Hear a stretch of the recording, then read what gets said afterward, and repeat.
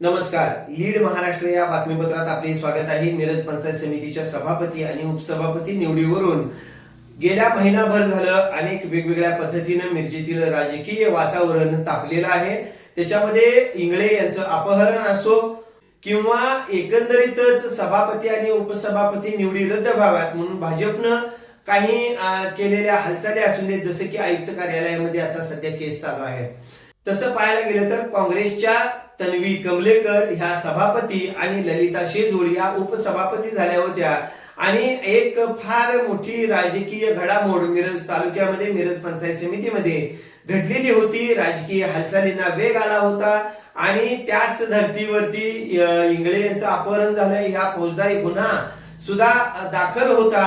मात्र या सर्व बाबीतच आता भाजपानं जे आयुक्त कार्यालयामध्ये एक दावा दाखल केलेला आहे, आपणाला सर्वांना तो सर्वश्रुत आहे की पंचायत समितीच्या सभापती आणि उपसभापती यांची जी निवड प्रक्रिया आहे ती रद्द करा, असा म्हणून भाजपनं एक जो दावा दाखल केलेला आहे आयुक्त कार्यालयामध्ये.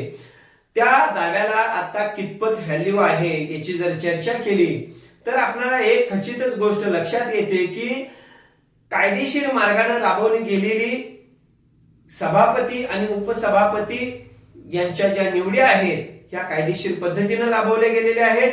इंगळे यांचं अपहरण झालं हे प्रसार माध्यमांच्यातून आलं होतं, फौजदारी गुन्हाही दाखल होता. मात्र हा गुन्हा फौजदारी असल्यामुळं त्यांचं अपहरण झालं होतं किंवा नाही हे सिद्ध व्हायला आणखी बरेच दिवस जातील.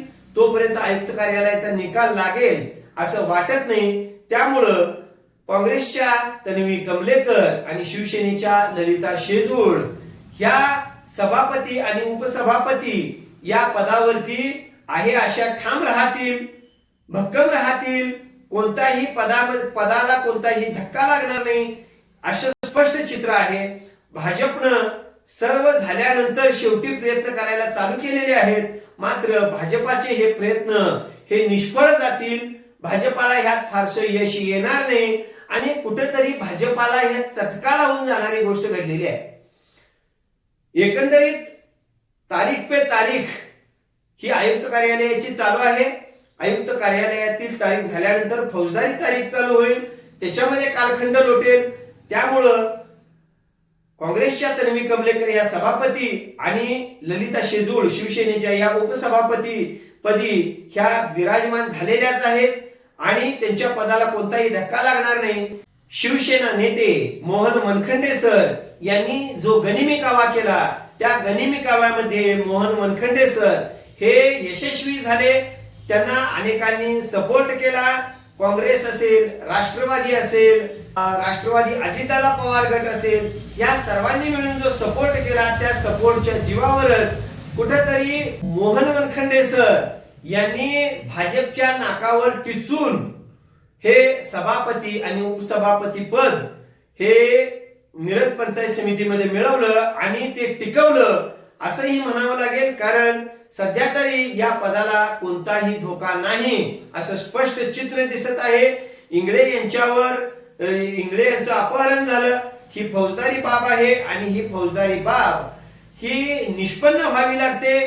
त्यामुळं कुठेतरी मोहन मनखंडे सर जे शिवसेना नेते आहेत त्यांनी जो एक रणनीती आखली होती त्या रणनीतीनुसार मिरज पंचायत समितीमध्ये सभापती आणि उपसभापती निवड ही पार पडलेली होती. कुठेतरी भाजपला येणाऱ्या काळामध्ये खिंडार पडते की काय असे एकंदरीत चित्र सध्या मिरज तालुक्यात दिसत आहे.